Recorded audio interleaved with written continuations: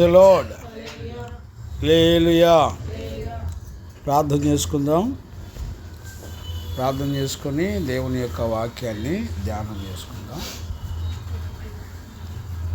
ప్రార్థన. మహాపరిశుద్ధుడైన తండ్రి, నీకు కృతజ్ఞతాస్తుతులు చెల్లిస్తున్నాను నాయన. ఈ సంవత్సరం ఆఖరిలో నీ వాక్కు చేత మమ్మల్ని అందరినీ పరిశుద్ధపరుస్తున్నందుకు స్తోత్రాలు.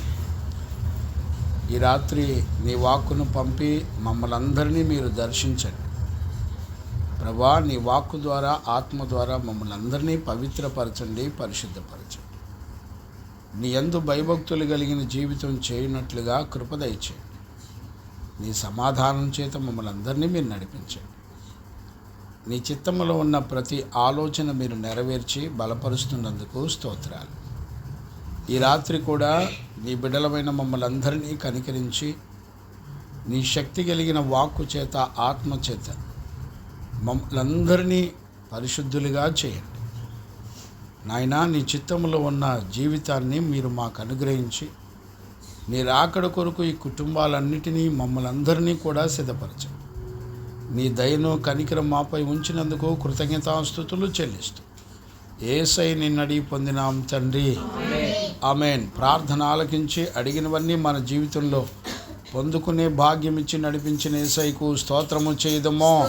స్తోత్రం స్తోత్రం స్తోత్రం స్తోత్రం. తండ్రి, కుమార, పరిశుద్ధాత్మ దేవునికి స్తోత్రము చేయదమో. స్తోత్రం స్తోత్రం స్తోత్రం స్తోత్రం. ఆమేన్. మంచిది నాన్న. మన ప్రభు అయిన యేసయ్యకు మహిమ కలుగునుగాక. ఆమేన్. Praise the lord. గమనించండి నాన్న, మనం దేవుని సముఖంలో నేర్చుకుంటున్నాము. భూమండలం మీద దేవుని మాటలు నిత్యముగా నిలిచి ఉంటాయి. భూమి ఆకాశాలు గతించిన ఒక పొల్లు సున్నా కూడా పోదు. దేవుని మాటలతో మన జీవితాలు సంబంధాలు కలిగి ఉంటాయి. గమనించండి, మనం దేవుని మాట లేకుండా మన జీవితాలు నడిపించబడవు.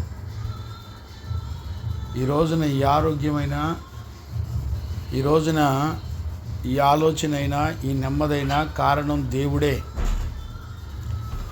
ఒకవేళ దేవుని సన్నిధి గనుక మనకు లేకపోతే మనం ఒక రోజున ముగింపులో మనం ఈ మట్టి దేహాన్ని విడిచిపెట్టిన తర్వాత మనందరం కూడా దేవుని యొక్క తీర్పులో నిలబడాలి.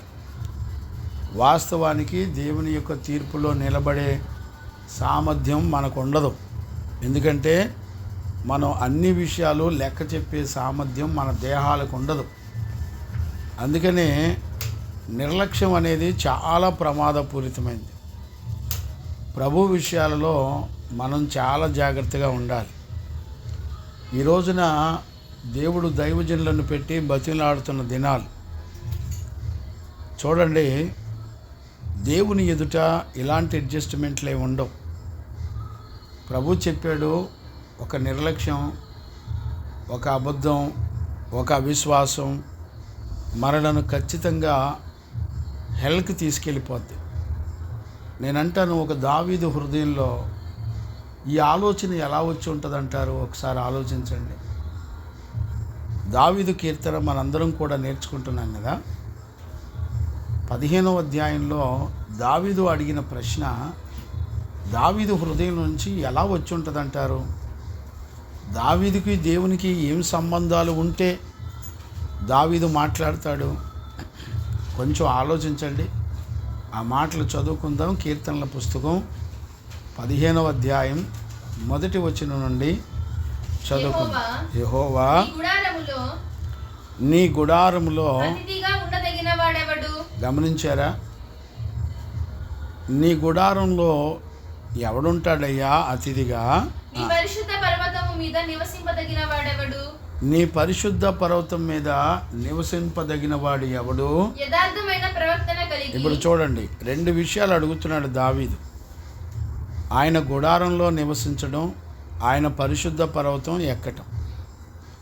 ఈ 2 అనుభవాల గురించి దావీదు దేవుణ్ణి అడుగుతున్నాడు. జనరల్గా మనమైతే ఏమడుగుతాం చెప్పండి? మనందరం సహజంగా ఏమడుగుతామంటే ఈ శరీర సంబంధమైన అవసరాలు అడుగుతాం. అయ్యా మాకు ఆర్థిక ఇబ్బందులు ఉన్నాయి, వాటి నుంచి తొలగించు. అయ్యా మాకు ఆరోగ్యం కావాలి, ఆరోగ్యమే. అయ్యా ఉద్యోగాలు కావాలి, ఉద్యోగం ఇవ్వండి. ఈ భూమండలం మీద బ్రతికినంత కాలం మాకు అన్ని రకాల సుఖభోగాలు కావాలని ఎవరైనా అడుగుతారు. గమనించారా? కానీ దావీదుకి ఈ ఆలోచన ఎలా వచ్చి ఉంటుంది అంటారు? దావీదు అడిగే ప్రశ్న చాలా గంభీరమైనటువంటి ప్రశ్న. నేనంటాను, మన జీవితంలో మనకు కూడా చాలా ఎక్స్పీరియన్స్ ఉంది దేవునితో. 10 ఏళ్ళు 15 ఏళ్ళు అలా ఎక్స్పీరియన్స్ ఉంది కదా. మన జీవితంలో ఎప్పుడైనా జీవము గల దేవుని ఈ మాట అడగగలుగుతామా? ప్రభా, నీ గుడారంలో నివసింపదగిన వాడెవడు? ప్రభా, నీ పరిశుద్ధ పర్వతాన్ని ఎక్కగలిగిన వాడెవడు అనే ప్రశ్న మనం దేవుణ్ణి అడగగలుగుతామా? ఆలోచించండి.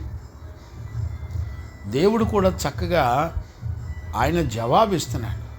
వారి మధ్యలో ఉన్నటువంటి ఒక చక్కటి రిలేషన్.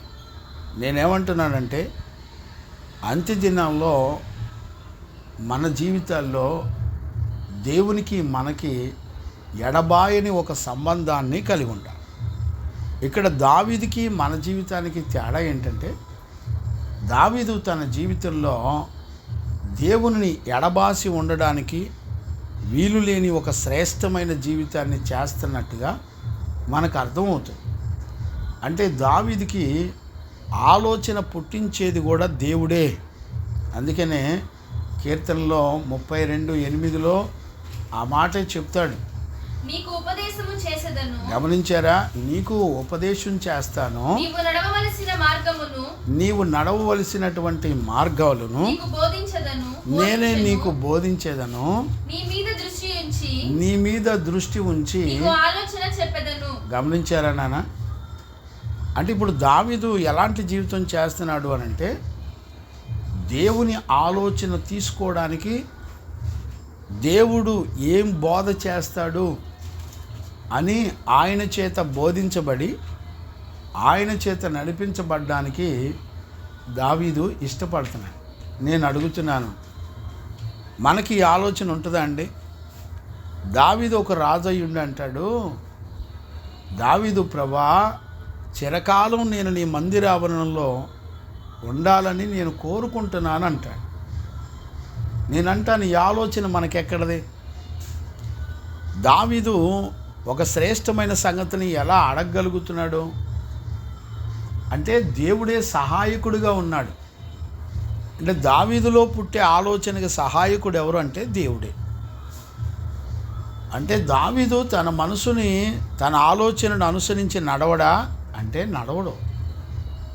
మరి ఎలా నడిపించబడతాడు అంటే, దావీదు ఎప్పుడూ కూడా దేవుని ఆలోచన కొరకు ఎత్తుక్కుంటాడు. ఈ రోజున దేవుని నుండి మనల్ని ఎడబాసే సంగతులు గుర్తుపట్టాలంటే, దావీదు దేవుని ఎత్తుక్కున్నట్టుగా, దావీదు దేవుని ఉపదేశం ద్వారా, దావీదు దేవుని యొక్క ఆలోచన ద్వారా నడిపించబడ్డానికి ఇష్టపడ్డాడు. ఈరోజు రాత్రి మన జీవితం కూడా అలానే ఉండాలి, ఇష్టపడాలి. ఆయన ఏం మాట్లాడతాడా అని ఎత్తుక్కోవాలి, ఆయన ఏ ఆలోచన చెప్తాడా అని ఎత్తుక్కోవాలి. ఎత్తుక్కున్నప్పుడు ఏం జరుగుతుందో తెలిసిన, దేవునికి మనిషికి ఉన్నటువంటి విరోధమైన పరిస్థితులన్నీ కూడా ఆయన చెప్తాడు. ఆయన ఏమని చెప్తాడు? ఆయన చాలా చక్కగా చెప్తాడు. నానా, నిజమే, ఒక యథార్థపరుడు ఎలాగుండాలో దేవాది దేవుడు చెబుతూ ఉంటాడు. గమనించారా నాన్న? ఇప్పుడు చూడండి, దావీదుతో దేవుడు మాట్లాడుతున్నప్పుడు మనతో కూడా మాట్లాడితే బాగుండనే మనసు మనకు రాదా అండి? వస్తుంది. వచ్చిన దాన్ని అణిచేస్తాం. మనం దేవుడు మాట్లాడే మాటకి విలువ ఇవ్వం. కానీ దావీదులో ఈ ఆలోచన పుట్టడానికి దేవుని ఉపదేశం, ఆయన ఆలోచన. నేను అడుగుతాను, మనం ఎప్పుడన్నా అయ్యా నీ గుడారంలో నివసించాలంటే నేను ఏ జీవితం చేయాలని అడుగుతామండి? ఇప్పుడు చూడండి, యెహోషువ యుద్ధం చేస్తున్నాడు. రమేష్ అయ్య యుద్ధం చేస్తుంటే పొద్దుగూగుతుంది, సూర్యుడు అస్తమిస్తే యుద్ధం ఆపేయాలి. శత్రు సైన్యాలు చాలామంది ఉన్నారు. తెల్లారితే మళ్ళీ వాళ్ళు బలం పొందుకుంటారు, మరలా వాళ్ళని గెలవటం ఇబ్బంది. యెహోషువ దేవుని మీద ఆధారపడ్డాడు కనుక యెహోషువకు యుద్ధ భూమిలో ఉండంగా ప్రార్థించాడు, ప్రభువా సూర్యుడిని ఆపవా. చూడండి, ఆలోచన ఇచ్చింది ఎవరు? యెహోషువకు ఆలోచన చెప్పింది ఎవరు? నిజంగా బిడ్డలారా, నేను తండ్రిగా మిమ్మల్ని నేను బ్రతిమలాడుకుంటున్నా. దేవుని యొక్క ఉపదేశం, దేవుని యొక్క ఆలోచన మన జీవితాల్ని హెల్కి వెళ్లకుండా కాపాడుతుంది. శత్రువుల బారిన పడకుండా కాపాడగలిగిన శక్తి ఉపదేశానికి ఉంది. నేను అంటాను, దావీదు ఎప్పుడో ఉపదేశం చేత, లేకపోతే దావీదు ఎప్పుడో దేవుని ఆలోచన తీసుకున్నాడు. అద్భుతం ఏంటో తెలిసిన, ఒక వ్యక్తి దేవుని వాక్యము ద్వారా, ఆలోచన ద్వారా నడిపించబడినప్పుడు అతడు తరతరాలకు ఆశీర్వాదకరంగా ఉంటాడు. కొట్ట చప్పడు కొట్టి గట్టిగా దేవునికి మహిమ కలుగునుగాక. Praise the Lord. తరతరాలు ఆశీర్వాదకరంగా ఉంటాడు. చూడండి, దావీదు చనిపోయి ఎప్పుడో ఎంతో కాలమైంది. కానీ అద్భుతం ఏంటో తెలిసిన, దావీదు దేవుని యొద్ద నుండి పొందుకున్న అనుభవం మాత్రం నేటికి నీ ప్రజలను బలపరుస్తుంది. Praise the lord. హల్లెలూయా. ఎంత నమ్మదగిన వాడు చెప్పండి. ఒకవేళ విశ్వసించిన మనం ఈ తరంలో కొద్ది కాలం తర్వాత చనిపోవచ్చు. మనం దేవుని పిలుపుని మేరకు మనం మహిమలోకి వెళ్ళొచ్చు. కానీ దేవుడు మన జీవితంలో చేసిన కార్యాలకు ఎన్నడూ కూడా ముగింపు ఉండదు. గమనించారా? అవి ఎప్పటికీ జీవం కలిగినదిగా అనేక తరాల ప్రజలను కాపాడుతూ ఉంటుంది. ఈ రోజున చూడండి, ఈ 15వ కీర్తనలో మనం ధ్యానం చేసుకునేటప్పుడు దావీదుకి దేవునికి మధ్యలో ఉన్నటువంటి జీవితాలను నేటికి మనందరితో మాట్లాడుతున్నాయి. ఇప్పుడు దావీదుకి ఆలోచన ఇచ్చింది ఎవరు? దేవుడు. నేనంటాను, మనం విశ్వాసులుగా ఉన్నప్పుడే దేవుని యొక్క ధర్మశాస్త్రము, వాక్కు చేత, ఆయన ఆలోచన చేత మనం నడిపించబడినప్పుడు దానికి మరణం ఉండదు. Praise the lord. హల్లెలూయా. ఇప్పుడు గొప్ప విషయం చెప్పనా? ఒక దావీదు అనుసరించిన విషయాన్ని మనం చూస్తున్నాం. ఇప్పుడు నేనంటాను, దావీదుకు భార్యలు ఉన్నారు, పిల్లలు ఉన్నారు, చాలామంది ఉన్నారు. దావీదు తర్వాత సొలొమోనుకే ఆ భాగ్యం దొరికింది. ఆ తర్వాత ఇంచుమించుగా ఎవరికి ఆ భాగ్యం దొరకలే. నేనంటాను, ఇదే దావీదుకు అనుగ్రహించబడిన భాగ్యం నీకు, నీ భర్తకి, నీ పిల్లలకి, నీ భార్యకి దేవుడు అనుగ్రహిస్తే, చూడండి, ఒక దావీదు విషయమే నేటి వరకు జీవము గల దేవుడు, ఆయన శక్తి సామర్థ్యాలు ఎలాంటివో, ఆయన ఎంత ఉన్నతమైన వాడో ఒక్క దావీదును బట్టే ఆయన శక్తిని చూపిస్తే, ఇప్పుడు మన కుటుంబంలో ఉన్న అందరిని బట్టి దేవునికి మహిమ వస్తే, ఒకసారి ఊహించండి. నీ బిడ్డలను బట్టి దేవునికి మహిమ వస్తే, నిన్ను బట్టి దేవునికి మహిమ వస్తే, నీ భార్యని బట్టి, భర్తను బట్టి దేవునికి మహిమ వస్తే, చాలా గొప్ప ఆశీర్వాదాలండి. నేను అంటాను, దేవాది దేవుడు జీవగ్రంథంలోనే రాసి పెట్టాడంటే ఆయన ఎంత నమ్మదగిన వాడో ఆలోచించండి. ఈరోజు రాత్రి నేను తండ్రిగా మిమ్మల్ని అందరినీ బ్రతిలాడుకుంటున్నాను. దేవుని వాక్యంతోనూ, ఆయన మాటతోనూ, ఆయన ఆలోచనతోనూ సంబంధాలు కలిగి ఉంటే అవి ఎప్పటికీ నిన్ను, నన్ను, మనలందరినీ కూడా శత్రువు చేతుల నుంచి, మరణం నుంచి, పాతాళం నుంచి, అనారోగ్యాల నుంచి, పరిస్థితులన్నిటి నుండి కాపాడేటువంటి దేవుడు. ఎంత వండర్ఫుల్ లైఫ్ అండి. ఈ రోజున మన ఆస్తి అయినా మనల్ని మోసం చేయొచ్చు. మనం నమ్ముకున్న భర్త, భార్య, పిల్లలు మనల్ని మోసం చేయొచ్చు. దేవుడు మాత్రం ఆయన ఎన్నడూ ఏ బిడ్డను కూడా విడిచిపెట్టడు. ఆయన ఎంత నమ్మదగిన దేవుడో ఆయన కార్యాలు తరతరాలు మనం చూడగలుగుతున్నాం. Praise the lord. ఎప్పుడో దావీదుకు చేశాడు, ఇప్పుడు చేయను అని కాదు. ఆయన కృపను తలపోసుకుంటే నేటికి ఆయన అలానే ఉన్నాడు. ఆయన నిన్న నేడు నిరంతరం ఏకరీతిగా ఉండేటువంటి దేవుడు. నిజంగా బిడ్డలారా, నేను ఒక తండ్రిగా మిమ్మల్ని ప్రేమతో మనవి చేస్తున్నాను. నాకు తెలిసి కొత్తగా అన్యజనులు రక్షించబడడం సంగతి ఏమో కానీ నాకు తెలియదు. కానీ ముందల మనం పాత విశ్వాసులము, మనం నమ్మకస్తులుగా దేవుని ఎదుట ఉండగలగాలని ఒక తండ్రిగా బ్రతిమలాడుకున్నాను. దేవుడు తెలిసిన ప్రజలే ఎక్కువ మంది నరకానికి వెళ్ళే పరిస్థితులు ఉన్నాయి. ఎందుకనంటే ఇంత గొప్ప రక్షణను నిర్లక్ష్యం చేత మనం పోగొట్టుకుంటామని పరిశుద్ధ లేఖనం చెప్తుంది. ఒక నిర్లక్ష్యం చాలు. గమనిస్తున్నారా నాన్న? అందుకనే ఒక దైవజనుడిగా మిమ్మల్ని పేతురు అంటాడు, పలుమార్లు మీకు చెప్పిందే చెప్పి మిమ్మల్ని హెచ్చరిక చేస్తూ మిమ్మల్ని రేపుట నాకు న్యాయమే అంటాడు. అంటే ఒక దైవజనుడు మీ మధ్యలోకి వచ్చినప్పుడు మీ హృదయాలు రేపబడతా ఉంటాయి, మీ ఆలోచనలు నూతనపరచబడతా ఉంటాయి. బిడ్డలారా, మనందరం కూడా మరలా దేవునికి దగ్గరవుతూ ఉంటాం. చూడండి, ఇప్పుడు మన జీవితంలో అనేక పరిస్థితుల ద్వారా మనందరం దేవునికి దూరస్తులంగా ఉండొచ్చు. ఎప్పుడైతే దేవుని వాక్కు మన దగ్గరికి వచ్చిందో మరలా దేవుడు మనలను కనికరిస్తున్నాడని గుర్తుపట్టాలి. మరలా మనకు అవకాశం, అంటే ఆయనతో సమాధాన పడడానికి అవకాశం.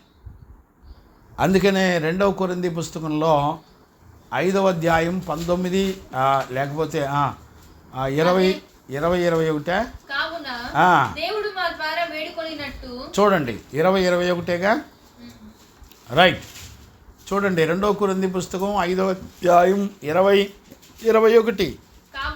కావున దేవుడు మా ద్వారా వేడుకొనినట్టు. ఇప్పుడు దైవజనుడి ద్వారా దేవుడు ఏం చేస్తాడంట? వేడుకుంటాడంట. గమనిస్తున్నారా?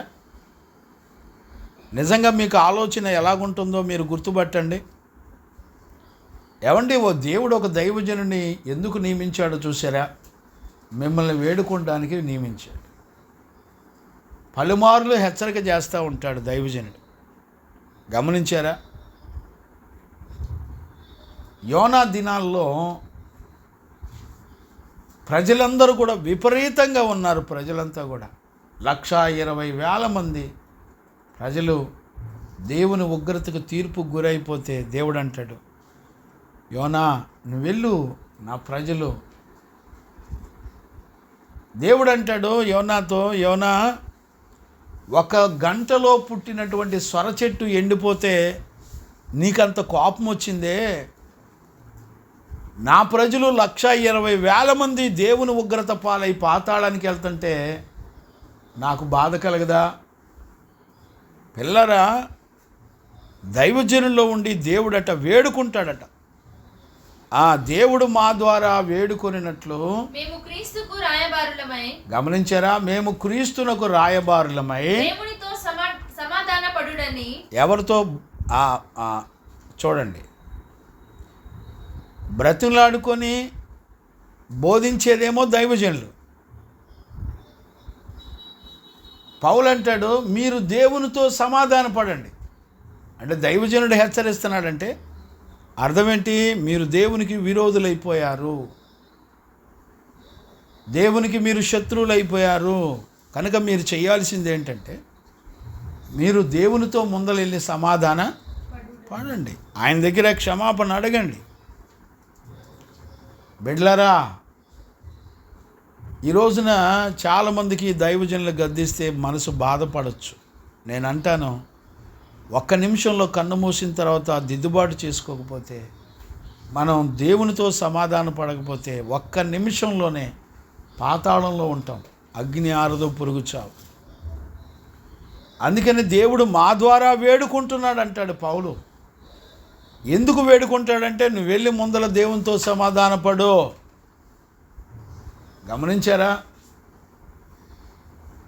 ఈ రోజుల్లో ఒక దైవజనుడి యొక్క విలువ అర్థం కావట్లా. నేను ఒక తండ్రిగా దైవజనుడిగా మిమ్మల్ని బ్రతిమలాడుకుంటున్నాను. నా ఆలోచన ఏంటో చెప్పనా? మీలో ఒక్కళ్ళు కూడా విడిచిపెట్టబడిన గుంపులో ఉండకూడదు.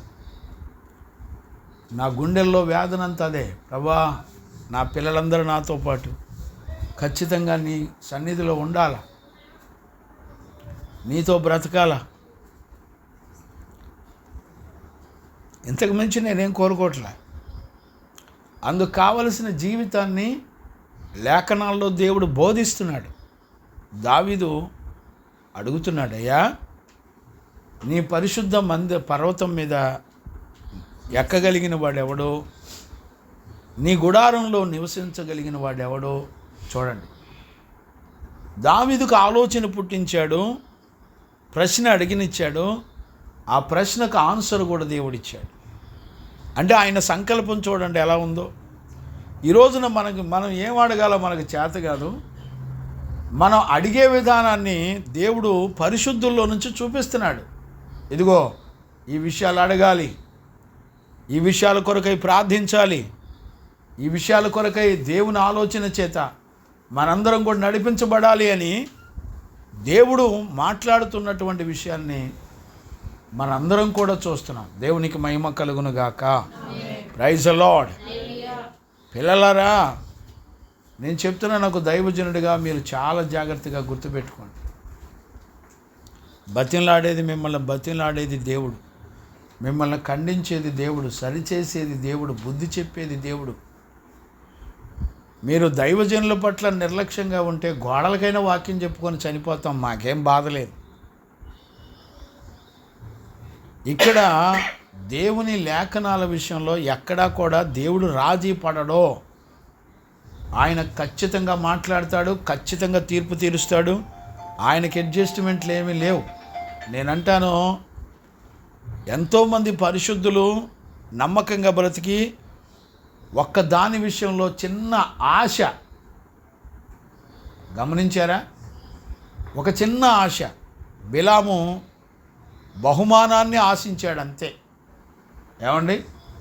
దేవుని పక్షంగా అన్యజనుల్లో ఒక ప్రవక్త బిలాం. ఏమండి? దేవుడే దిగివచ్చి ప్రవక్తతో మాట్లాడి నా ప్రజలకు చెప్పు అని దేవుని చేతిలో సాధనంగా వాడుకునే ఒక ప్రవక్త. ఏమండి? చిన్న బహుమానాన్ని ఆశించాడండి అంతే. ఏమైపోయాడు చెప్పండి? దారుణంగా మరణాలకు అప్పగించబడిన పరిస్థితులు బైబిల్లో ఉన్నాయి. బిడ్లారా, మన భక్తి మనల్ని దేవుడు ఏం చేసినా కనికరపడతాడు అనే భ్రమ, ఇట్ ఈజ్ ఇంపాసిబుల్. గుర్తుపెట్టుకోండి. నాన్న ఇటు వచ్చేయండి. నాన్న,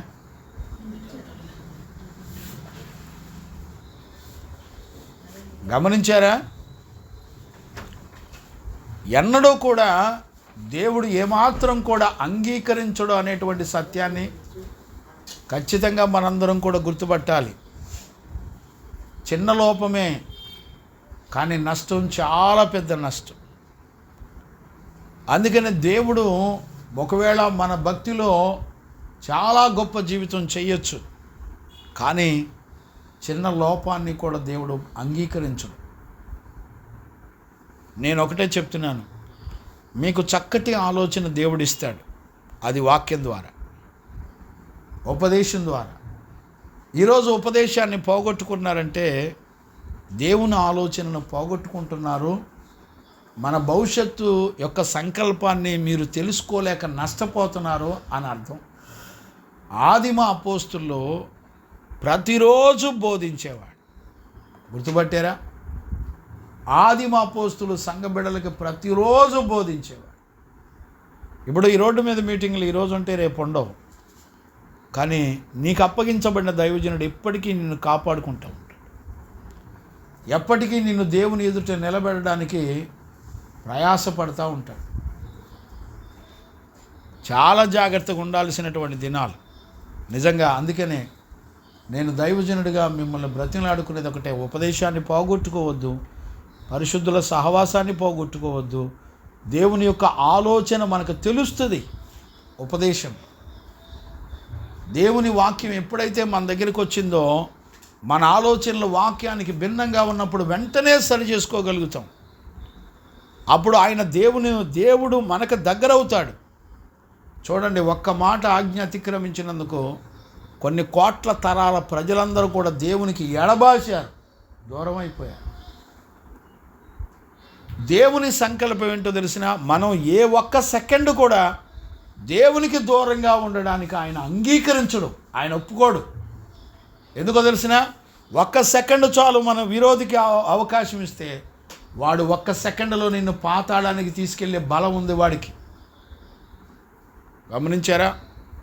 దావీదు ఒక్క సెకండ్లో తన ఆలోచన మారిపోయినప్పుడు దేవుడు ప్రవక్తను పంపించాడు, సమూయేలును పంపించాడు, నాతాను ప్రవక్తను పంపించాడు, దావీదుకు బుద్ధి చెప్పాడు. కాపాడుకునే దేవుడు తన వాక్కును పంపి కాపాడుకున్నాడు. గమనించారా? అందుకనే దావీదు అంటాడు, నీ వాక్యము నన్ను బ్రతికించెను. చూసారా? గమనిస్తున్నారా నాన్న? వాక్యము పాపము శిక్షకు మరణానికి అప్పగిస్తే దేవుని యొక్క వాక్యం మనిషిని బ్రతికించింది. ప్రైజ్ ది లార్డ్, హల్లెలూయా. నీ వాక్యమే నన్ను బ్రతికించెను, బాధలలో నెమ్మదినిచ్చెను.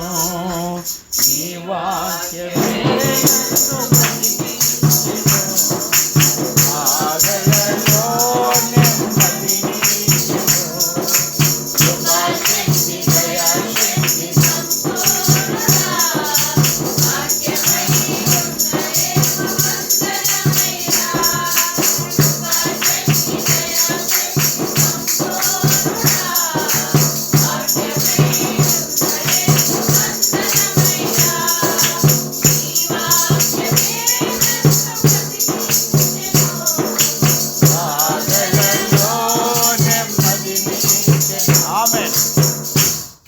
గమనించారా నాన్న?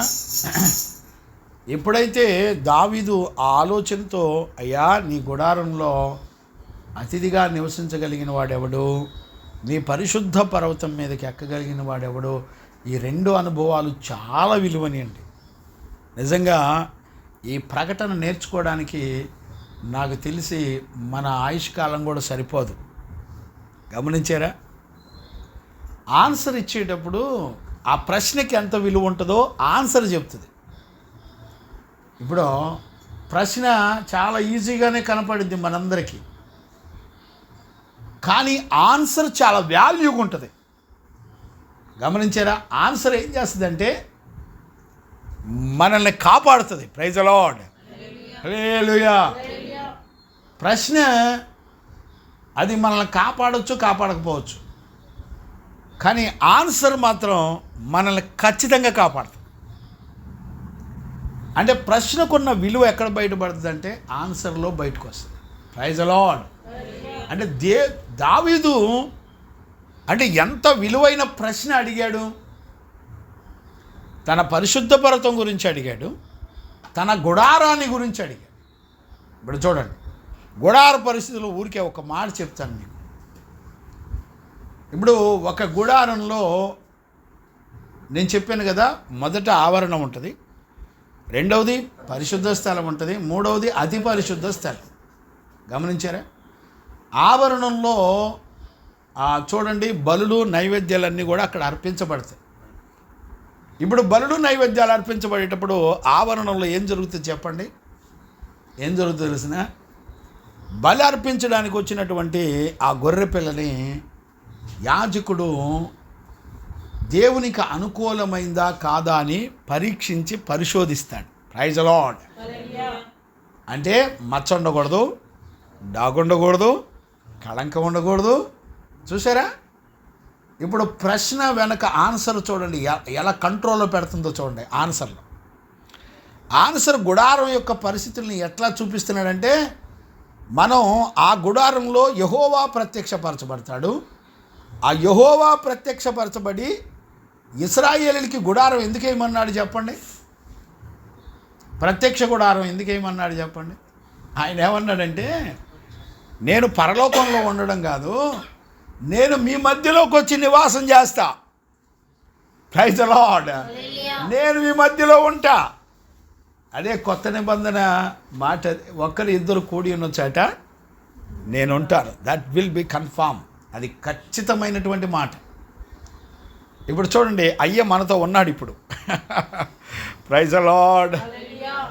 నిజంగా ఈ విషయాలన్నీ తలపోసుకుంటున్నప్పుడు మనిషికి దేవుడు ఎంత దగ్గరగా ఉండాలని కోరుకుంటున్నాడో చూడండి. చిన్న పులిసిన పిండే కొంచెం ఎంటర్ అయితే ఆ ముద్ద మొత్తాన్ని స్పాయిల్ చేసేస్తుంది. గమనించారా పిల్లలారా? నేను ఒకటే చెప్తున్నాను, దేవుని వాక్యంలో ఉన్న విషయాలు దేవుడు మాట్లాడుతున్నప్పుడు నీకు ఒక గొప్ప శ్రేష్టమైన ఆశీర్వాదం దొరుకుతుందని గుర్తుపట్టాలి.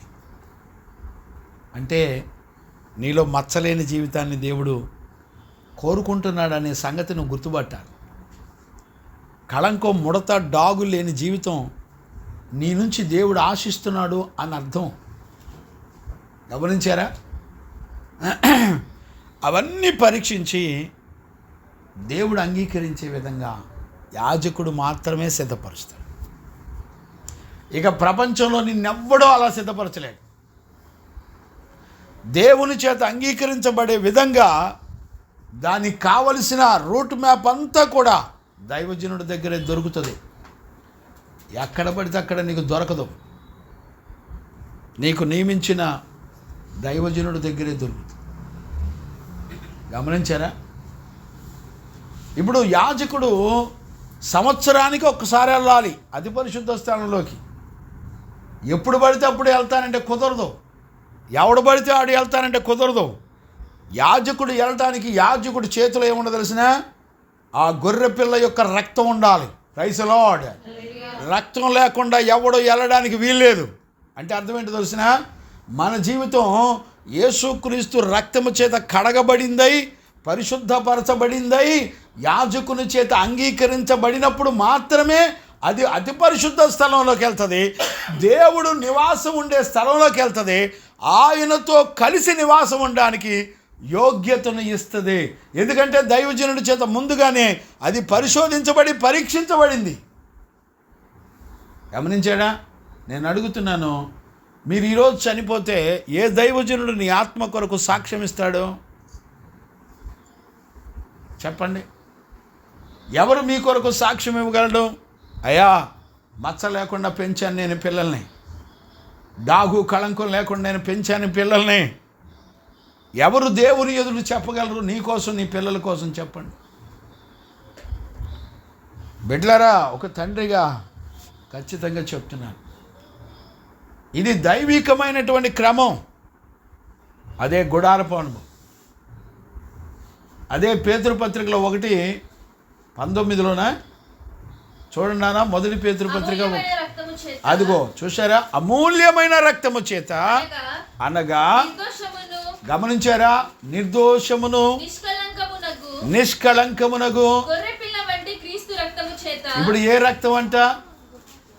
ఇప్పుడు ఏ రక్తంతో తీసుకొని మనం పరిశుద్ధ స్థలంలోకి వెళ్ళగలం? రక్తం లేకుండా పరిశుద్ధ స్థలంలోకి యాజకుడు వెళ్ళకూడదు.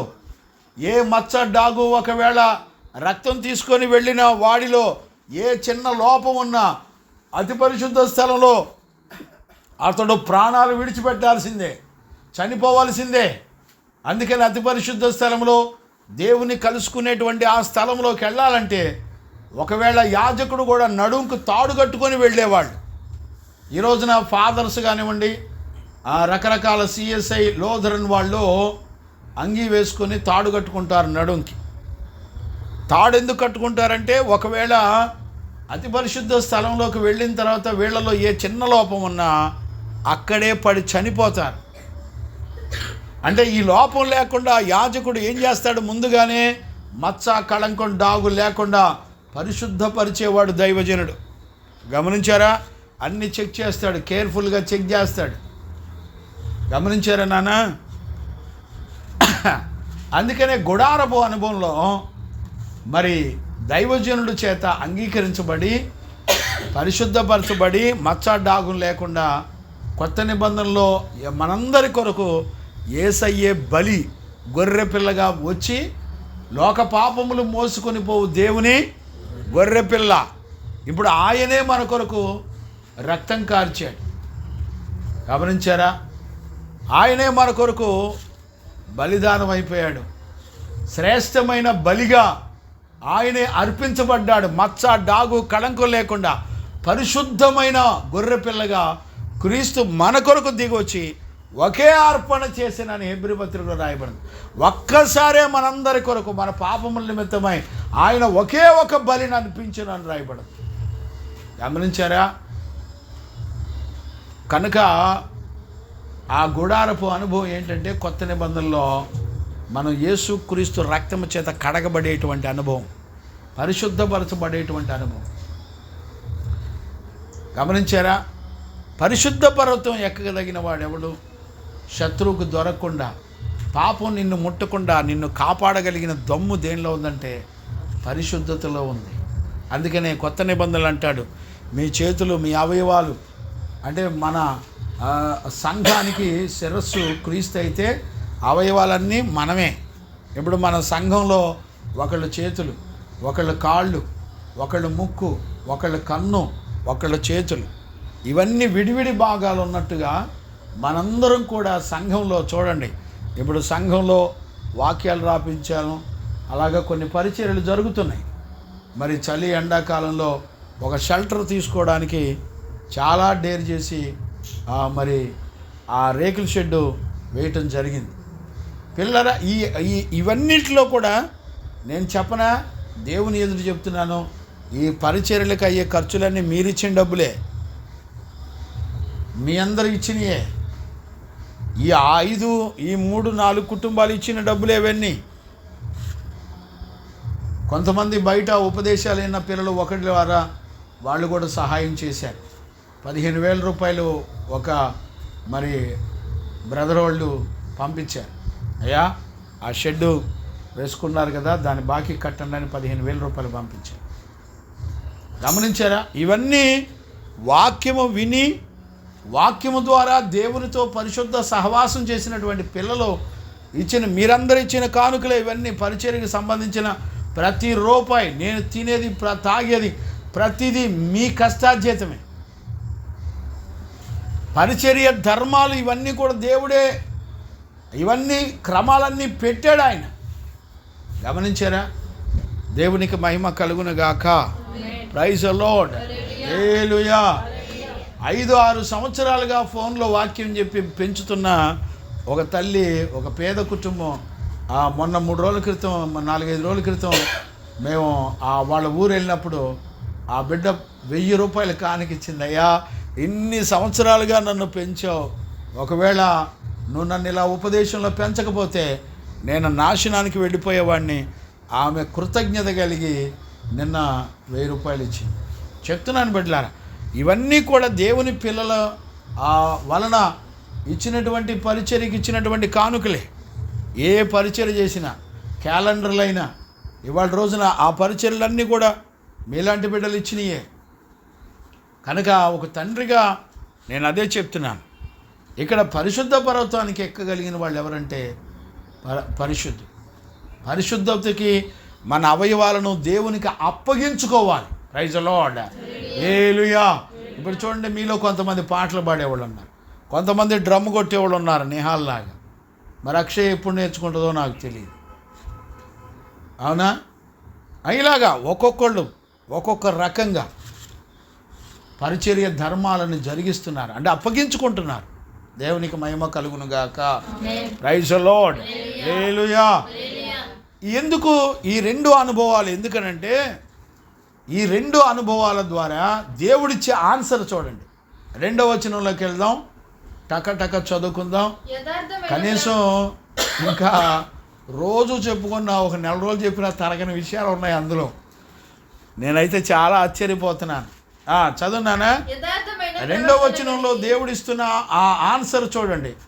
యథార్థమైన ప్రవర్తన కలిగి. ఇప్పుడు చూడండి, ఇప్పుడు గుడారంలో నివసించేవాడు, అలాగే పరిశుద్ధ పర్వతం ఎక్కేవాడు ఎలాంటి జీవితం చేస్తే ఈ రెండు అనుభవాలు వస్తాయో ఇప్పుడు దేవుడు ఆన్సర్ ఇస్తున్నాడు.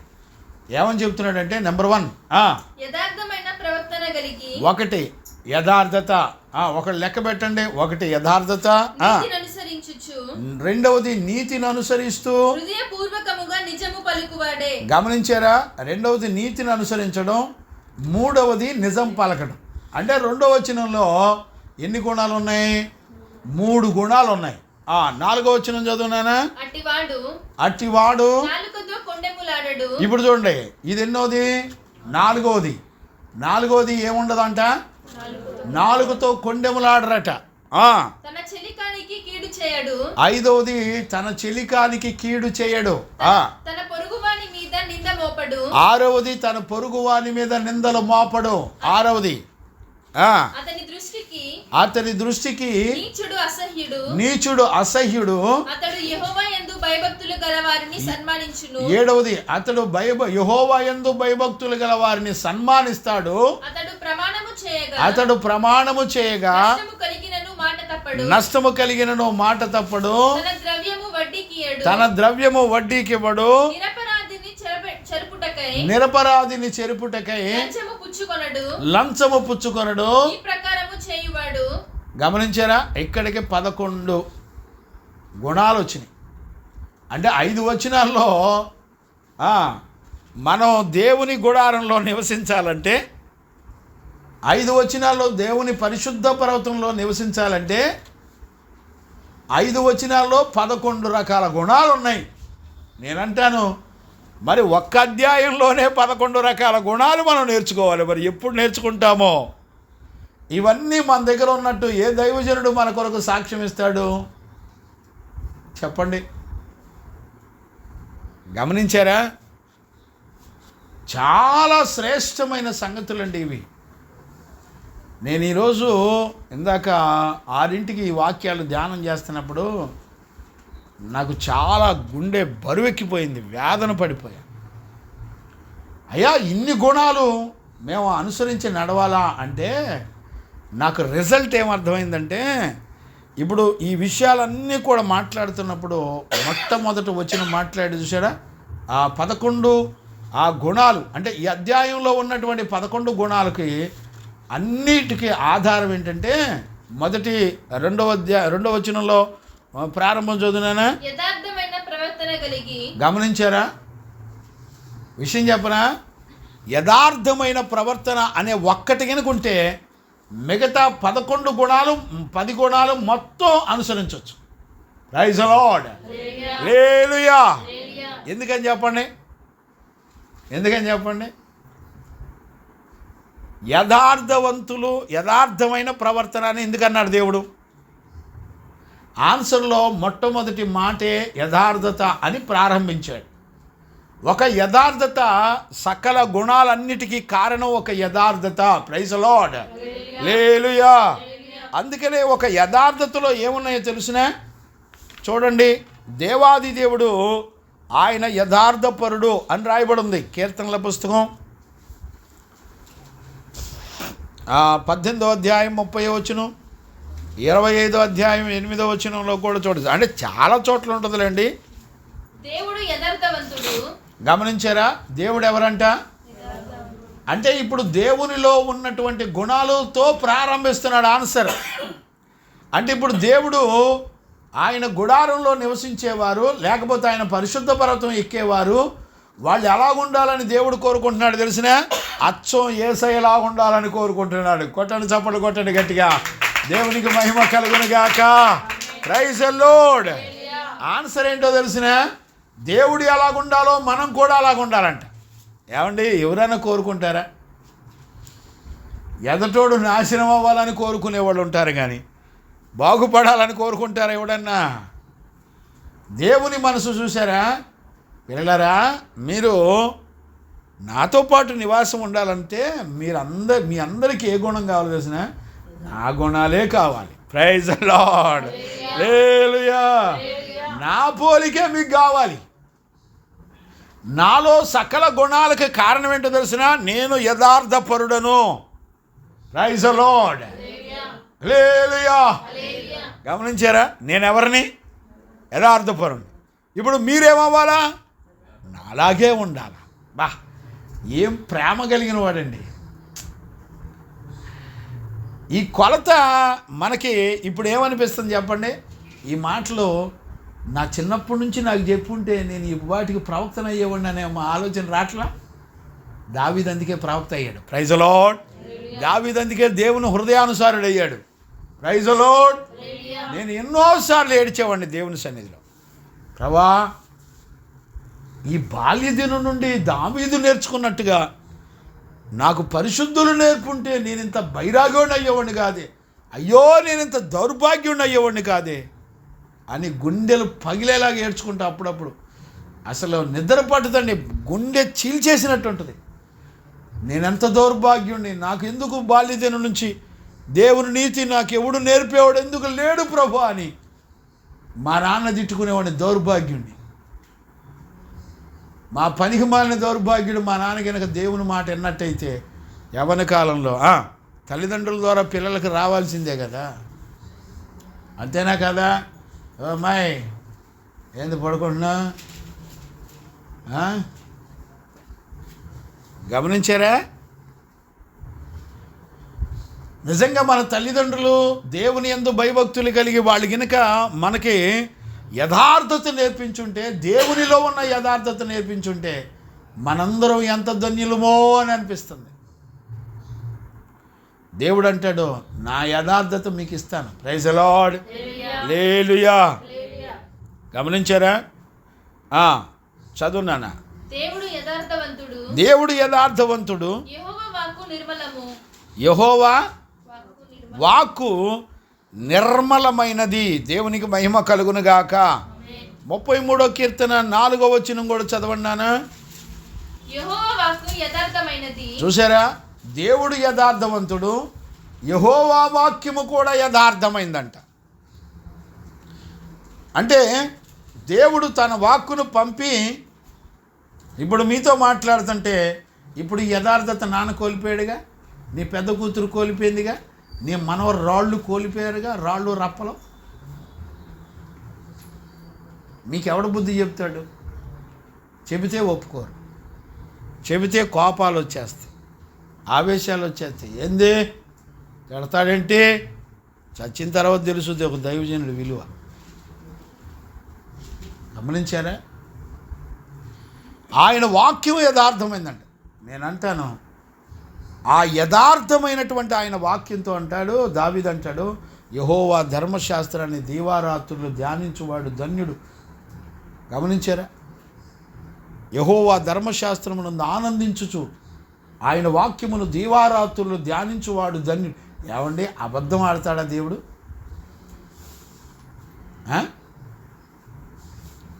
ఈ పుస్తకాలు చదువులు పిచ్చి జ్ఞానానికి మన ఆయుష్కాలం మొత్తం నష్టపరుచుకుంటుంది. ఇంతకీ ఈ పిచ్చి జ్ఞానం అంతా ఎందుకురా అంటే జనాల పొట్టకు అన్నం పెట్టడానికి. అంత్య దినముల యందు మీరు ధనమును సమకూర్చుకుంటారని దేవుడు తీర్పు తీరుస్తున్నాడు. ఎవడు భయపడతాడు? రాయపు గారు, మీ పిల్లల తరాలకి ఏం నేర్పావు? చదవండి. యాకోబు పత్రిక 5వ అధ్యాయం 1, 2, 3 వచనాలు చదవండి. ఇదిగో చూసారా? ప్రారంభమే వచనమే. చూసారా రాయపు గారు? బాగుందా శబ్దం? ఇదిగో ధనవంతులారా, ప్రలాపించి ఏడవండి, మీ ధనము ఏంటిదంట? ఓ నాయనలారా, అది మిమ్మల్ని చెరిపేసేదిరా నాయన. మీ ధనం చెడిపోయేది. అలాని సంపాదించుకోవద్దని నేను అంటలా. మనకు ముందల దేవుని ధర్మశాస్త్ర విషయంలో మనం ఆనందించే జీవితం నేర్చుకోవాలి. ఆ తర్వాత మనకు కావాల్సినవన్నీ దేవుడే ఇచ్చేస్తాడు. ఒక యథార్థపరుడైతే అతని వంశాన్ని తరాలకు నేను మేలు చేసే దేవుడు. ఒక యథార్థతలో ఉన్న ఆశీర్వాదాలు మన జీవితాంతం నేర్చుకున్న తరగని విషయాలు ఉన్నాయి బైబిల్లో. ఒక యథార్థపరుడు అంటే ఈ తరంలో ఒక్క వ్యక్తి యథార్థపరుడైతే, రమేశయ్య, ఒక్క వ్యక్తి దేవుని ఎదుటి యథార్థంగా ఉంటే వాళ్ళ వంశాలు మొత్తానికి పిల్లల తరాలకి మేలు చేస్తూ ఉంటాడంట. దేవుడు మేలు చేస్తాడంట. ఏ శ్రమ వచ్చినా ఆయన అడ్డం పడి మేలు చేస్తూ ఉంటాడు. ఏ ఆపద వచ్చినా ఆయన అడ్డం పడి కాపాడుతూ ఉంటాడు. ఏంటండి అసలు ఆ వాక్యాలు? అసలు ఎవడు నేర్చుకుంటాడంటే పిచ్చి పుస్తకాలు చదివి పిచ్చి జ్ఞానం సంపాదించుకొని ఉరితాళ్ళు వేసుకొని సావడానికి తప్ప రెండో దానికి ఉపయోగపడవు. నా ప్రభు చెప్పే మాటలు ఎవడు నమ్ముతాడు? దావీదు యథార్థపరుడు. దావీదు యథార్థపరుడైనందుకు దావీదుకు దేవుడు అనుగ్రహించిన భాగ్యం చూడండి. ఈ రోజు వరకు అతను నేర్చుకున్న పాఠాలు, ఈ రోజు వరకు ఆయన ఆ తరతరాల ప్రజలు నేర్చుకొని కాపాడబడుతున్నారు. నేను అంటాను, మన చదువు కానీ, మన తెలివితేటలు కానీ, మన ఆస్తిపాస్తులు కానీ ఇతర తరాల వాళ్ళకి మేలు చేసిద్దా? యథార్థమైన జీవితాన్ని ఇవ్వగలుగుద్దా? నేను ద్వేషించట్లేదండి, మీరు మనసులో మైనస్ పెట్టుకోమాకండి. నేనేమంటానంటే అన్నిటికంటే విలువైంది దేవుని ప్రేమించే యథార్థమైన జీవితం. అది నరకం నుండి తప్పించగలదు, రాబోయే ఉగ్రతలన్నిటి నుండి కూడా తప్పించే శక్తి, సామర్థ్యాలు దేవుని యొక్క వాక్యానికి ఉన్నాయి. గమనించారా? చదువు బిడ్డ, కంటిన్యూ చేయి. అక్కడ యాకోబు పత్రికలో మీ వస్త్రములు చిమ్మటి కొట్టినవైని. ఇదిగో ధనవంతులారా, మీ ధనము చెడిపోయింది, మీ వస్త్రములు చిమ్మటి కొట్టిన వాయును, మీ బంగారమును, మీ వెండియు తుప్పు పట్టినవి, వాటి తుప్పు. గమనించారా? ఈరోజు అక్కడ బ్యానర్ల వాక్యాల్లో ఇవన్నీ రాశా, మన మీద సాక్ష్యం చెప్పే రెఫరెన్సులు మొత్తం రాసి పెట్టా. మీ మీద సాక్ష్యముగా ఉండి అగ్ని వలె మీ శరీరములను తినివేయును. అంత్య దినముల యందు మీరు దేనికోసం బతికారు? రాయపగారు దేనికోసం బ్రతికారంట? అంత్య దినాల్లో ఆత్మను రక్షించుకోకుండా, పరిశుద్ధమైన జీవితం చేయకుండా అంత్య దినాల్లో ఏం చేశారంట? వాళ్ళు ధనాన్ని సంపాదించుకుంటూ కట్టుకుంటూ, నోవాహు దినముల్లో సొదొమ గొమొర్రా ప్రజలంతా కూడా నోవాహు దినాల్లో ఉన్నట్టు సొదొమ గొమొర్రా ప్రజలు కూడా అట్టనే ఉన్నారు. పెళ్ళికిచ్చుకొనచ్చు, పుచ్చుకొనచ్చు, ఇల్లు కట్టుకుంటూ, ఇవన్నీ తప్పు కాదండి. వ్యాపారాలు చేసుకుంటూ, గమనించారా? పొలాల్లో నాటుచు, ఇవన్నీ రాశాడండి. కొత్త నిబంధనలో యేసుప్రభు చెప్పాడు, నా రాకడ సమయంలో ప్రజలందరూ కూడా ఇలానే ఉంటారు. నేనేమంటానంటే వాటికంటే ప్రాముఖ్యమైనది, అధిక బలం ఉంటే 60-70 సంవత్సరాలు, ఆ తర్వాత లైఫ్ లేదు. ఆ తర్వాత ఈ రక్త మాంసాల్లో యథార్థమైన జీవితం చేసిన వాళ్ళు మాత్రమే దేవుని ఎదురు నిలబడతారు. గమనించారా? యెహోవా యథార్థపరుడు, ఆయన వాక్యము యథార్థమైనది. 19వ కీర్తన 7వ వచనం కూడా చదువునానే. యెహోవా నియమించిన ధర్మశాస్త్రం యథార్థం. చూసారా? ధర్మశాస్త్రం యథార్థమైంది. ఆయన వాక్ అంటే ఎవరు? ఆ వాక్యము శరీరధారి అయి కృపా సత్య సంపూర్ణుడిగా ఆయన మన మధ్యలోనికి వచ్చిన ఆయనే వాక్యధారి. యేసుక్రీస్తే వాక్యము, దేవుడే వాక్యమై ఉన్నాడు. ఆది యందు వాక్యము ఉండెను, వాక్యము దేవుని యొద్ద ఉండెను, వాక్యము దేవుడై ఉండెను. ఆ వాక్యము శరీరధారి అయి కృపా సత్య సంపూర్ణుడిగా ఆయన మన మధ్యలోనికి వచ్చెను. గమనించారా? ఆయన వాక్యం యథార్థమైంది, ఆయన ధర్మశాస్త్రం యథార్థమైంది, దేవాది దేవుడే యథార్థమైన వాడు. గమనించారా? ఇంకా చాలా ఉన్నాయండి. చదవండి నాన్న. కీర్తనల పుస్తకం 11:7 వచనం కూడా చదవండి. యథార్థవంతులు ఎలాంటి? యెహోవా నీతిమంతుడు, ఆయన నీతిని ప్రేమించేటువంటి దేవుడు. ఆయన యథార్థవంతులు. దేవునికి మహిమ కలుగునుగాక. Praise the lord. యథార్థవంతులు దేవుని ముఖదర్శనాన్ని చేస్తారట. గమనించారా? ముఖదర్శనం చాలయ్యా నాకు, నీ ముఖదర్శనం చాలయ్యా. ముఖ దర్శనం చాలయ్యా, దర్శనం చాలయ్యా, సమీపించని తేజస్సులో నివసించు నా దైవమా, సమీపించని తేజస్సులో నివసించు నా దైవమా, దర్శనం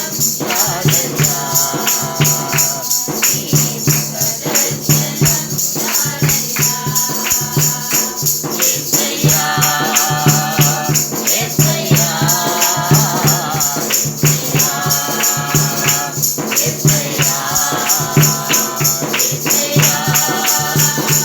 యేసయ్యా,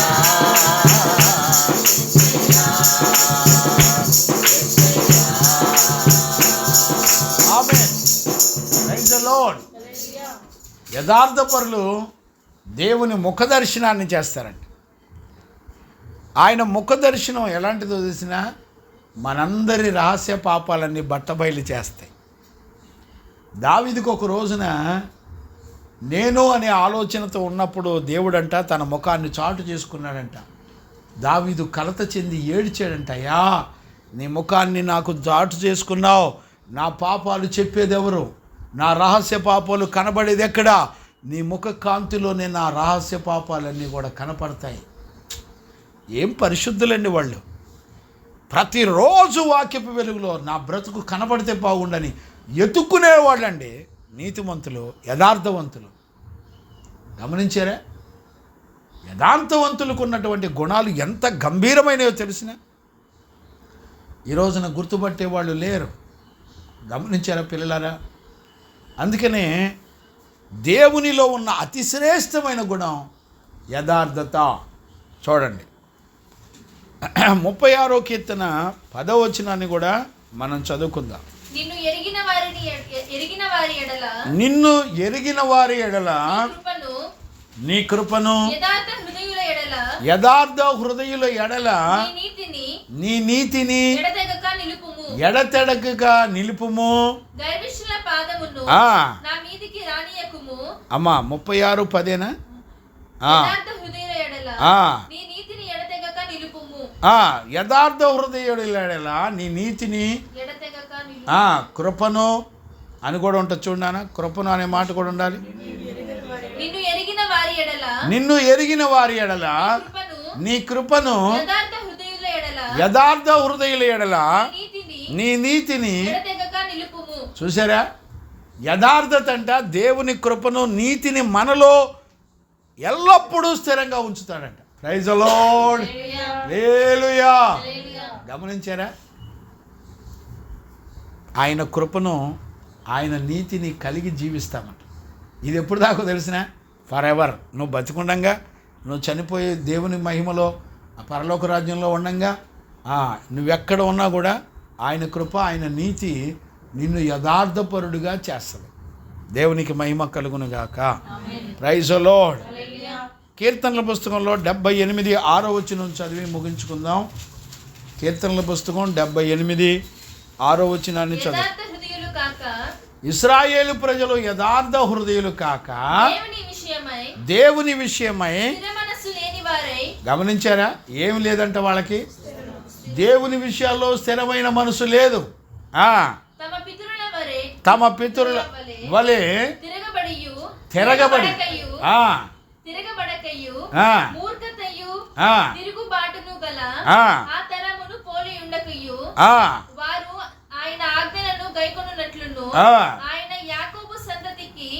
చాలేనా? చూడండి, ఒకవేళ యథార్థ హృదయం కనుక మనకు లేకపోతే దేవుని మీద తిరుగుబాటు చేస్తామంట. గమనించారా? మన పితరులు ఇశ్రాయేలు ప్రజలు అలానే తిరుగుబాటు చేశారు. దేవుని ఎదుట యథార్థత లేదు. యథార్థ పరులను దేవుడంట ఆయన తీర్పులో నుంచి తప్పిస్తాడని రాయబడి ఉందండి. ఎన్నో గుణాలు ఉన్నాయి ఒక యథార్థతలో. అందుకని మెయిన్ హెడ్డింగ్ ఏమో యథార్థత అని పెట్టాడు. కిందన్నీ కూడా ఆ యథార్థత ఉంటే ఈ 10 గుణాలన్నీ కూడా మీరు చేయగలరు. ఎలాంటి గుణాలు మీలో లేకుండా మంచి జీవితం మీరు చేయగలరు. గమనించారా? అందుకని దేవుడు అంటాడు, ఒకే ఒక్కటి మనకు కావాల్సింది యథార్థత. Praise the lord. హల్లెలూయా. అబ్రహామును కూడా అదే అంటాడు, నీవు నా ఎదుట నిందారహితుడిగా యథార్థపరుడిగా నువ్వు నా ఎదుట నిలబడాలి అంటాడు అబ్రహాం. గమనించారా? నోవాహును కూడా నిందారహితుడుగా నా ఎదుట నువ్వు నిలబడ్డావని అంటాడు. చూసారా? మనం కూడా దేవుని ఎదుట యథార్థపరులంగా ఉండాలి. ఆ ఒక్క గుణాన్ని మనం సంపాదించుకుంటే దేవునిలో ఉన్నటువంటి గుణాలన్నీ కూడా మన సొంతం అవుతాయి. మనం ఇక మిగతా 5 వచనాల్లో ఉన్న విషయాల్లో ఎక్కడా మన జీవితం కనపడదు. పరిశుద్ధులంగా పరిశుద్ధ పర్వతం ఎక్కుతాం. మరి ఆ దేవుడు ప్రత్యక్షమయ్యి ఆయన దిగొచ్చే గుడారంలోకి మనం వెళ్ళగలుగుతాం. అలాంటి కృప యేసయ్య మనందరికీ అనుగ్రహించి నడిపించునుగాక. ఆమేన్. ప్రార్థన చేసుకుందాం. ప్రార్థన. స్తోత్రం స్తోత్రం స్తోత్రం స్తోత్రం స్తోత్రం స్తోత్రం స్తోత్రం. పరిశుద్ధుడా, ప్రేమ కలిగించండి, నీకు స్తోత్రం నాయన. చేద్దాం నాన్న, ప్రార్థన చేద్దాం. పరిశుద్ధుడా నాయన, ఈ సంవత్సరం ముగింపులో ప్రభా శుద్ధీకరణ కూటాల్లో, ప్రతి మాసం జరిగే శుద్ధీకరణ కూటాల్లో నాయనా నీ వాక్కును పంపి మాతో మాట్లాడుతున్నాం. గత 2 దినాలు, ఈ దినంతో 2 దినాలుగా 15వ కీర్తనలో ఉన్నటువంటి సంగతులు మాకు బోధిస్తూ వస్తున్నావు నాయన. దావీదుకి ఆలోచన చెప్పే దేవుడవు నీవే. దావీదుకి నాయన అడిగే జ్ఞానాన్ని ఇచ్చింది దేవుడవు నీవే. మేమేం అడగాలో నాయన మాకు నేర్పేది నీ వాక్యమే నాయన. నీ ఆలోచన తీసుకొని నడిపించేది నీ వాక్యమే ప్రభా. మేమందరం కూడా దావీదు వలె నీ వాక్యము చేత, ఆలోచన చేత, నీ మాట చేత నడిపించబడేటువంటి ఒక జీవితాన్ని మీరు మాకు అనుగ్రహించినందుకు స్తోత్రాలు నాయన. నువ్వెంతైనా నమ్మదగిన దేవుడివై మీరు మమ్మల్ని నడిపించినందుకు నీ పాదాలు పట్టుకుని స్తుతిస్తున్నాను నాయన. ఈరోజు రాత్రి, నిన్నటి రాత్రి 2 దినాలు నీ వాక్కును పంపి మాతో మాట్లాడావు నాయన. ఈ జీవితం చేయడానికి ఆన్సర్ కూడా ఇచ్చావు నాయన. మీరు యథార్థమైన ప్రవర్తన కలిగిన వారై ఉండండి అని చెప్పావు. యథార్థమైనది ఏమేమిటో ప్రభా, దేవుడే యథార్థవంతుడు నాయన. ఆయనతో సమానునిగా మమ్మల్ని చేసుకోవడానికి ఇష్టపడ్డాడు దేవుడు. ఒక పాపిని, గర్విష్ఠిని, అహంకారిని, దేవునికి దూరస్తుడై ఆజ్ఞ అతిక్రమించి బ్రతుకుతున్న మా బ్రతుకుల్ని ప్రభా నీతో సమానంగా ప్రేమించావు. మా శాపమంతా నువ్వు భరించావు. పౌలు అపోస్తులు అంటున్నారు, ఇదిగో మేము మాలో ఉండి ఆయన మిమ్మలను బ్రతిలాడుతున్నారు, మీరు దేవునితో సమాధానపడండి అని అపోస్తులుడైన పౌలు కొరింథీ సంఘానికి చెప్తున్నాడు నాయన. మేమందరం కూడా ఈ మాటల చేత హెచ్చరించబడిన వాళ్ళమై ప్రభా మమ్మల్ని మేము యథార్థమైన నీ జీవితాన్ని మేము కలిగి ఉండాలని కోరుకోవాలయ్యా. అయ్యా, ప్రశ్న అడిగించింది నువ్వే, ఆన్సర్ ఇచ్చింది కూడా నీవే. మా బ్రతుకులకు ఒక్క దావీదును చూపించినప్పుడు ఇదిగో మేము కూడా దావీదు వలె ఎదగాలని కోరుకుంటున్నావు నాయన. ఒక యథార్థవంతుడి యొక్క జీవితాన్ని ఎన్ని తరాలకు ఆశీర్వాదకరంగా ఇచ్చావు బాబు. ఈరోజు రాత్రి మా కుటుంబాలకు, మా తర్వాత రాబోయే తరాలకు మేమందరం ఆశీర్వాదకరంగా ఉండడానికి కావలసిన కృపదయ చేసినందుకు కృతజ్ఞతాస్తుతులు చెల్లిస్తూ యేసయ్య నిన్నడిగి పొంది ఉన్నాము తండ్రి. ఆమేన్. ప్రార్థన ఆలకించి అడిగినవన్నీ మన జీవితంలో జరిగించి మరి విశ్వాసము ద్వారా పొందుకునే భాగ్యం ఇచ్చిన యేసయ్యకు స్తోత్రము చేయదము. స్తోత్రం స్తోత్రం స్తోత్రం స్తోత్రం. తండ్రి, కుమార, పరిశుద్ధాత్మ దేవునికి స్తోత్రము చేయదము. స్తోత్రం స్తోత్రం స్తోత్రం స్తోత్రం స్తోత్రం. ఆమేన్. మన తండ్రి అయిన దేవుని నుండి, మన ప్రభు అయిన యేసుక్రీస్తు నుండి, పరిశుద్ధాత్మని యొక్క అన్యోన్య సహవాసము, సన్నిధి, సమాధానం విశ్వసించిన బిడ్డలకును సకల పరిశుద్ధులకును యేసయ్య కృపా సమాధానములు మనందరికీ తోడయుండి నడిపించునుగాక. ఆమేన్. హల్లెలూయా, హల్లెలూయా, హల్లెలూయా.